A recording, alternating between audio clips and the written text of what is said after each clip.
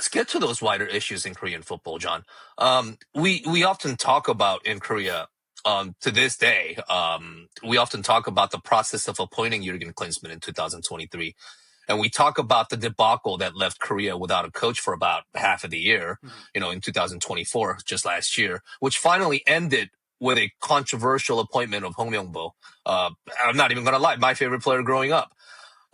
We talk about these issues as being detrimental to the potential of Korean football. And I think a lot of it is, to be honest. I can't disagree with that. But I feel like the issues run a lot deeper and a lot longer than those two issues that we see on the surface today. Can you fire away from me, John? What do you make of all this mess, to be honest? Well, yeah, it's a mess. I think, again, if you look at appointing Klinsmann, it kind of made no sense from a football point of view.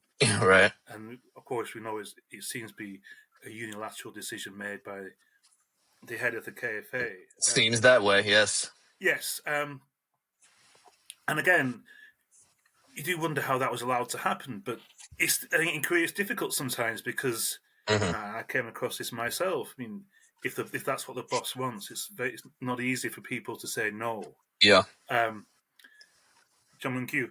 Obviously, well, I knew him a bit when he first became KFA president, and he seemed a bit of a fresh air to me because.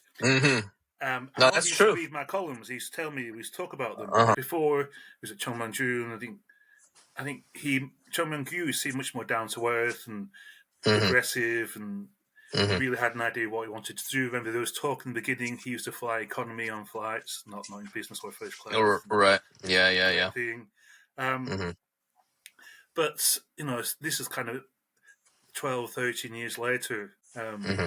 It's still happening, and I think, again, it's not easy to build an identity and a vision for a long. Well, it's easy to have one because almost every Asian nation has a vision for the future. It's all called China has one, Singapore, India.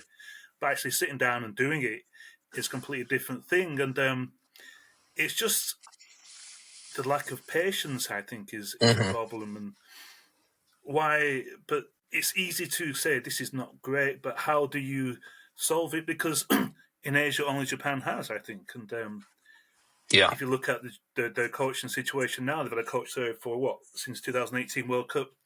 And Japan, I think the next step